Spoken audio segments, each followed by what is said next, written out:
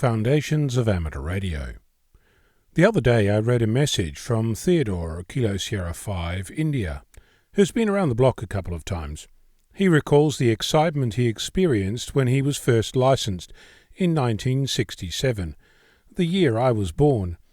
He described that at the time transistors were just coming into their own, and it was so wonderful to be learning about them. The closing sentence sealed it for me. Theodore wrote, "Perhaps it's time for some of us more mature operators to release the past so our hands are free to grab hold of the future and share the enthusiasm of those who look ahead with the same hope and excitement that we had so many years ago." It's that level of enthusiasm that our hobby needs to foster and develop.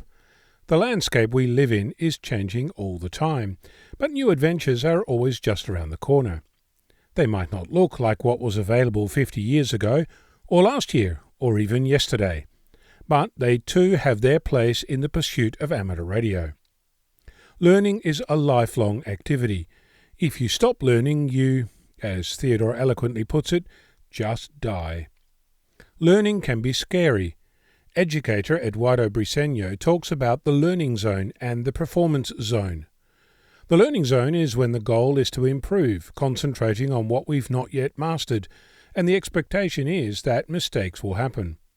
The performance zone, on the other hand, is when we do something as best we can. We concentrate on what we already know and try to minimize mistakes. Amateur radio can operate in either of those zones. Doing a contest and going hard can be a performance zone activity. Do what we do it fast, and avoid mistakes.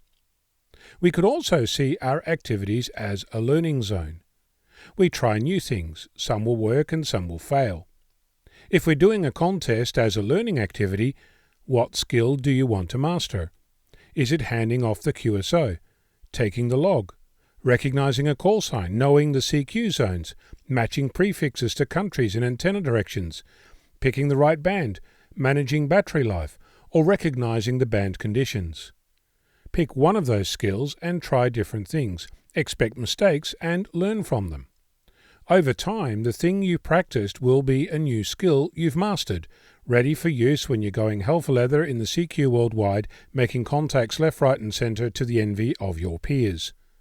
Of course, this doesn't just apply to contesting. For me, it's currently about electronics, about figuring out how stuff works and how to apply that to my shack. For you, it might be something else in the myriad of options that the 1,000 hobbies that amateur radio represents. Life is about growing. Amateur radio is a journey, not a destination. Closing off your options because valves are no longer in vogue and All-Star isn't real radio is just a recipe for stagnation. If you have a dozen minutes to spare, check out Eduardo Briceño's TED Talk, How to Get Better at the Things You Care About. One final point.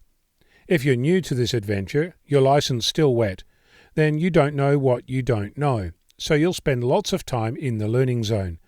Don't be afraid. It's a great place to be and a wonderful way to explore the hobby in all its variety. I'm Ono, Victor Kilo 6, Foxtrot Lima Alpha Bravo.